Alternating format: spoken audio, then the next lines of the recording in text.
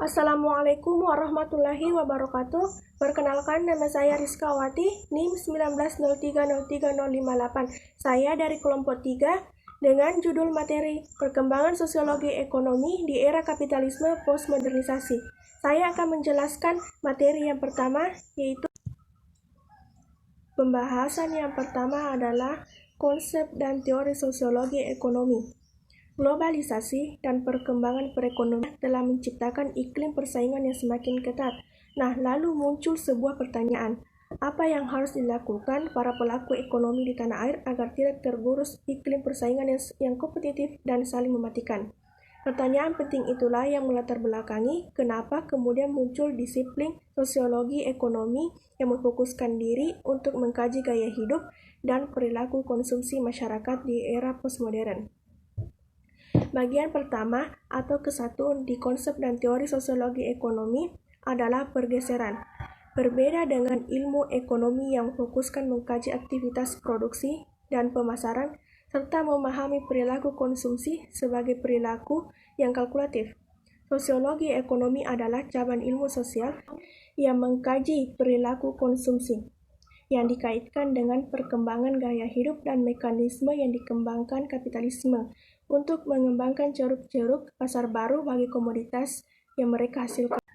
Sosiologi ekonomi adalah sebagai disiplin yang berkembang karena melihat adanya pergeseran perilaku masyarakat di era postmodern. Yang pertama, terjadinya pergeseran dari persoalan produksi ke konsumsi. Yang kedua, terjadinya pergeseran fokus dari pengeksploitasian pekerja ke pengeksploitasian konsumen.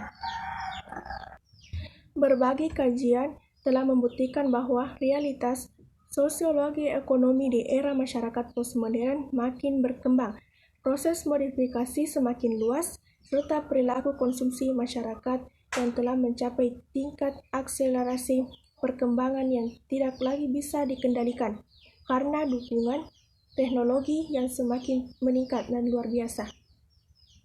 Di era masyarakat dari jaringan data-data komputer yang digunakan sebagai saluran untuk komunikasi antar manusia dengan skala global. Di era postmodern, masyarakat tidak hanya bisa mengonsumsi produk industri budaya melalui pemasaran via internet. Yang kedua, masyarakat konsumen. Masa ketika masyarakat mulai memasuki era postmodern, sesungguhnya adalah sebuah era di mana yang namanya keinginan dan kebutuhan telah menjadi sesuatu yang baur, cair, tidak jelas, dan makin sulit dibedakan satu dengan yang lainnya. Ketika gengsi masyarakat lebih mengedepankan berbelanja menjadi sebuah gaya hidup, berbagai fasilitas perbelanjaan tumbuh pesat, penggunaan kartu kredit juga makin masif, maka yang terjadi kemudian adalah lahirnya masyarakat konsumen. Istilah masyarakat konsumen menghasilkan implikasi bahwa masyarakat akan cenderung menyamakan level konsumsi yang tinggi dengan kesuksesan sosial dan kebahagiaan personal. Dan karenanya mereka memilih konsumsi sebagai tujuan hidup dalam masyarakat konsumen. Ciri yang terpenting adalah cara kerja dan produksi yang memberi jalan bagi konsumsi, baik sebagai prajurit, kohesi sosial maupun sumber identitas individu. Masyarakat konsumen niscaya akan merasa ketinggalan zaman dan minder ketika tidak memiliki dan membeli produk-produk terbaru yang dipersepsi sebagai bagian dari identitas atau simbol status masyarakat postmodern. Umumnya konsumen di era post-industrial selalu ditekan dua hal. Pertama, kebutuhan terus-menerus untuk selalu berbelanja maupun menunjukkan gaya hidup agar selalu tampak menyesuaikan diri dengan perkembangan. Terus yang kedua adalah perusahaan-perusahaan atau kekuatan industrial komersial yang selalu memproduksi sekaligus mendefinisikan bagaimana seseorang harus hidup dan tampil di tengah perkembangan zaman yang makin global dan postmodern. Leon menyatakan persaingan simbolis dan manajemen sosial umumnya akan bersatu memberikan manajemen sosial umumnya tekanan kepada konsumen yang tidak merasakan dan menyadari apa yang terjadi pada dirinya, membentuk suatu sistem yang disebut peer-board Diu, Education. Sosiologi ekonomi adalah sebuah disiplin sekaligus bidang kajian yang mampu memahami dinamika, gaya hidup, dan perilaku konsumsi di era postmodern yang kompleks. Dalam proses perkembangan masyarakat postmodern, saya yakin bahwa disiplin itu di masa depan akan makin berkembang dan dibutuhkan, khususnya dalam memahami hubungan antara perkembangan ekonomi kapitalis, lanjut dan pangsa pasarnya, yakni para konsumen di era masyarakat postmodern yang memiliki karakteristik yang khas, lebih dari sekedar transaksi perdagangan yang dipengaruhi permintaan dan penawaran. Bagaimana dinamika kehidupan konsumen di era kapitalisme? Lanjut, sesungguhnya adalah sebuah pertanyaan besar, dan sosiologi ekonomi kontemporer menyediakan jawaban atas pertanyaan besar tersebut.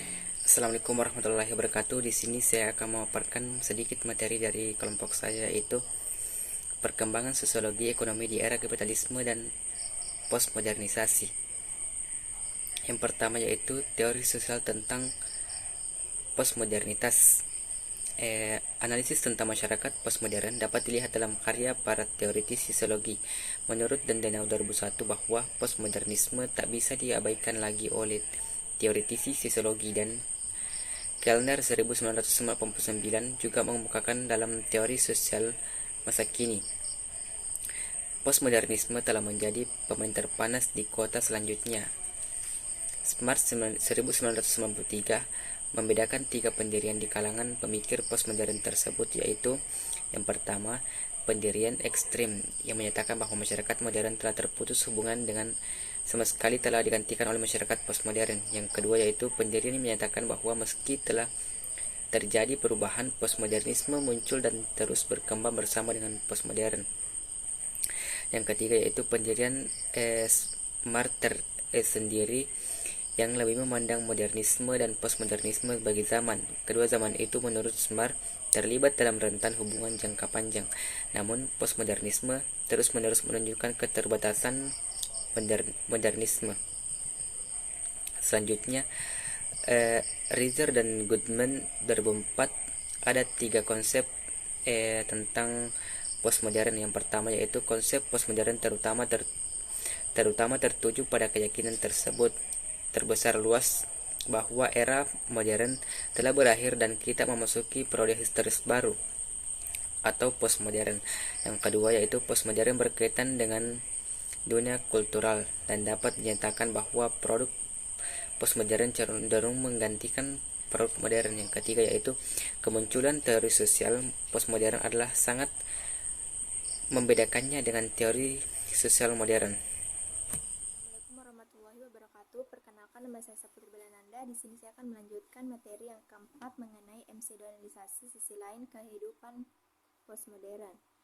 Merupakan suatu fakta bahwa restoran cepat saji fast food mencerminkan hidup Weber disebut birokrasi. Secara tak langsung dapat dinyatakan bahwa rasionalitas formal tersebut merupakan komponen kunci kehidupan postmodern. Menurut Reiser dan Goodman 2004, ada 4 dimensi rasionalitas formal, yaitu efisiensi, kemampuan untuk diprediksi, lebih menekankan kuantitas ketimbang kualitas, dan penggantian teknologi manusia untuk teknologi manusia. Efisiensi berarti mencari cara yang terbaik untuk mencapai tujuan. Dalam restoran cepat saji, biasanya usaha tersebut dapat memiliki kemampuan untuk diprediksi, berarti apa yang kita konsumsi nanti persis sama dengan saat ini. Restoran cepat saji adalah contoh yang baik untuk diperkenalkan di negara dan derajat peminatannya yang menjadi model pelayanan berbagai, bahwa kehidupan dunia modern tetap berlangsung menurut Marx sebagai peralat untuk memproduksi komoditas, dikontrol kemungkinan proletariat untuk memproduksi komoditas dan dikontrol serta dieksploitasi sebagai pekerja. Maka pola-pola konsumsi definisikan sebagai hal-hal yang memungkinkan orang untuk mendapatkan barang dan jasa, dikontrol kemudian dieksploitasi dalam kapasitasnya sebagai konsumen. The Consumer Society 98, dia tidak mencampurkan pola konsumsi dengan komoditas yang dikonsumsi, melainkan mengikuti seperti apa yang dilakukan Reiser dan Goodman. Adapun paradigma yang digunakan oleh Drugstore Paris, toko Paris merupakan pola konsumsi karena adalah sebuah perilaku, suatu struktur ekonomi dan sosial yang membuat konsumen dapat memperoleh beraneka macam komoditas atau barang. Assalamualaikum warahmatullahi wabarakatuh. Perkenalkan, nama saya Mutmainah, NIM 190303054. Baiklah, di sini saya akan meneruskan materi dari kelompok kami mengenai perkembangan sosiologi di era kapitalisme atau postmodernisasi bagian ketiga, yaitu pola konsumsi masyarakat postmodern.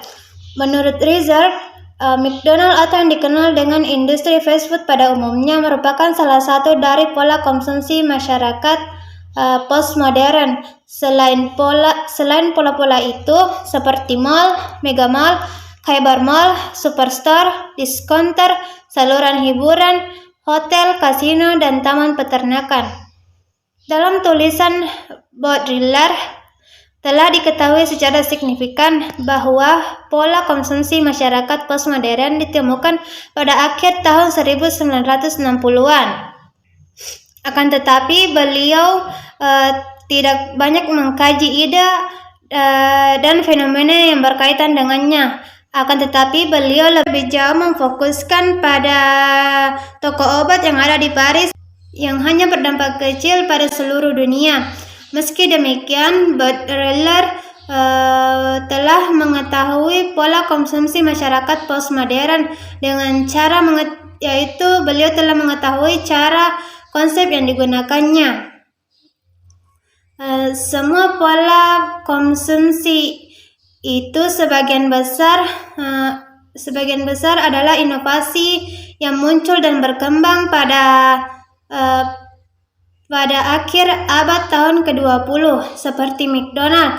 Pola-pola itu sebagian besar inovasi Amerika Serikat yang bukan hanya telah mentransformasikan konsumsi di Amerika saja, tetapi juga telah diekspor ke sebagian belahan dunia, di mana pola konsumsi itu sangat berdampak besar. Demikianlah video persentase materi dari kelompok kami. Lebih dan kurangnya mohon dimaafkan. Saya akhiri dengan ucapan summa assalamualaikum warahmatullahi wabarakatuh.